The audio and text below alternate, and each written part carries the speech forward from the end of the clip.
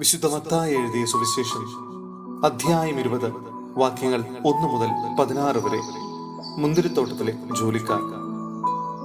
സ്വർഗരാജ്യം തന്റെ മുന്തിരിത്തോട്ടത്തിലേക്ക് ജോലിക്കാരെ വിളിക്കാൻ അതിരാവിലെ പുറപ്പെട്ട വീട്ടുടമസ്ഥന് സദൃശ്യം. ദിവസം 1 ദനാറാ വീതം വേതനം നൽകാമെന്ന കരാറിൽ അവൻ അവരെ മുന്തിരിത്തോട്ടത്തിലേക്ക് അയച്ചു. 3-ാം മണിക്കൂറിൽ അവൻ പുറത്തേക്കിറങ്ങിയപ്പോൾ ചിലർ ചന്തസ്ഥലത്ത് അലസരായി നിൽക്കുന്നത് കണ്ട് അവരോട് പറഞ്ഞു, നിങ്ങളും മുന്തിരിത്തോട്ടത്തിലേക്ക് ചെല്ലുവിൻ, ന്യായമായ വേതനം നിങ്ങൾക്ക് ഞാൻ തരാം. അവരും മുന്തിരിത്തോട്ടത്തിലേക്ക് പോയി. 6-ാം മണിക്കൂറിലും 9-ാം മണിക്കൂറിലും പുറത്തേക്കിറങ്ങിയപ്പോൾ അവൻ ഇതുപോലെ തന്നെ ചെയ്തു.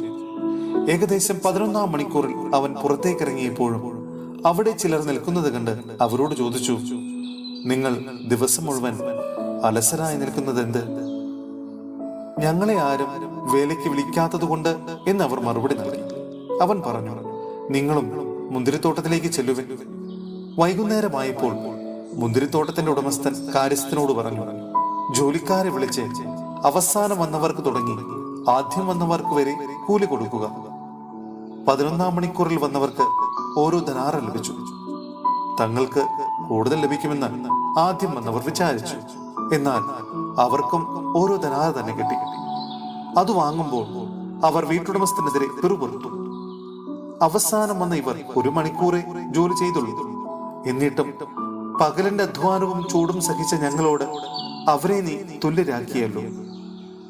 അവൻ അവരിൽ ഒരുവനോട് ഇങ്ങനെ മറുപടി പറഞ്ഞു, സ്നേഹിത, ഞാൻ നിന്നോട് ഒരു അനീതിയും ചെയ്യുന്നില്ല.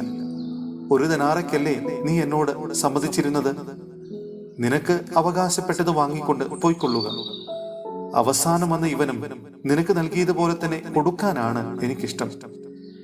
എന്റെ വസ്തുവകകൾ കൊണ്ട് എനിക്കിഷ്ടമുള്ളത് ചെയ്യാൻ പാടില്ലെന്നു. ഞാൻ നല്ലവനായതുകൊണ്ട് നീ എന്തിനു അസൂയപ്പെടുന്നു? ഇപ്രകാരം പിൻപന്മാർ മുൻപന്മാരും മുൻപന്മാർ പിൻപന്മാരുമാകും. വിശുദ്ധ മത്തായി എഴുതിയ സുവിശേഷം അധ്യായം 13 വാക്യങ്ങൾ 44 മുതൽ 51 വരെ. നിധിയുടെയും രത്നത്തിന്റെയും വലയുടെയും ഉപമകൾ. സ്വർഗരാജ്യം വയലിൽ ഒളിച്ചു വച്ചിരിക്കുന്ന നിധിക്ക് തുല്യം. അത് കണ്ടെത്തുന്നവൻ അത് മറച്ചു വെക്കുകയും സന്തോഷത്തോടെ പോയി തനിക്കുള്ളതെല്ലാം വിറ്റ് ആ വയൽ വാങ്ങുകയും ചെയ്യുന്നു. വീണ്ടും സ്വർഗരാജ്യം നല്ല രത്നങ്ങൾ തേടുന്ന വ്യാപാരിക്ക് തുല്യം. അവൻ വിലയേറിയ ഒരു രത്നം കണ്ടെത്തുമ്പോൾ പോയി തനിക്കുള്ളതെല്ലാം വിറ്റ് അത് വാങ്ങുന്നു. സ്വർഗരാജ്യം എല്ലാത്തരം മത്സ്യങ്ങളെയും ശേഖരിക്കാൻ കടലിൽ എറിയപ്പെട്ട വലയ്ക്ക് തുല്യം. വല നിറഞ്ഞപ്പോൾ അവർ അത് കരയ്ക്ക് വലിച്ചു കയറ്റി. അവർ അവിടെ ഇരുന്ന് നല്ല മത്സ്യങ്ങൾ പാത്രത്തിൽ ശേഖരിക്കുകയും ചീത്ത മത്സ്യങ്ങൾ പുറത്തേക്ക് എറിയുകയും ചെയ്തു. യുഗാന്തത്തിലും ഇതുപോലെ സംഭവിക്കും. ദൈവദൂതന്മാർ ദുഷ്ടന്മാരെ നീതിമാന്മാരിൽ നിന്ന് വേർതിരിക്കുകയും അഗ്നികുണ്ഡത്തിലേക്ക് എറിയുകയും ചെയ്യും. അവിടെ വിലാപവും പല്ലുകടിയുമായിരിക്കും. നിങ്ങൾ ഇതെല്ലാം ഗ്രഹിച്ചുവോ? അവൻ ചോദിച്ചു. ഉവ്വ്, അവർ ഉത്തരം പറഞ്ഞു.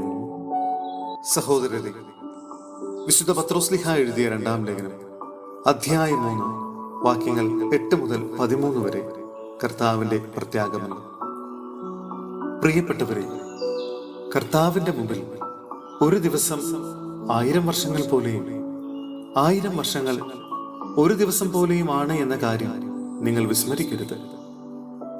കാലവിളംബത്തെക്കുറിച്ച് ചിലർ വിചാരിക്കുന്നത് പോലെ കർത്താവ് തന്റെ വാഗ്ദാനങ്ങൾ പാലിക്കുന്നതിൽ താമസം വരുത്തുന്നില്ല. ആരും നശിച്ചു പോകാതെ എല്ലാവരും അനുതപിക്കണമെന്ന് അവിടുന്ന് ആഗ്രഹിക്കുന്നത് കൊണ്ട് നിങ്ങളോട് ദീർഘക്ഷമ കാണിക്കുന്നുവെന്നേയുള്ളൂ. കർത്താവിന്റെ ദിനം കള്ളനെ പോലെ വരും. അപ്പോൾ ആകാശം വലിയ ശബ്ദത്തോടെ അപ്രത്യക്ഷമാകും. മൂലപദാർത്ഥങ്ങൾ എരിഞ്ഞ് ചാമ്പലാകും. ഭൂമിയും അതിലുള്ള സമസ്തവും കത്തി നശിക്കും.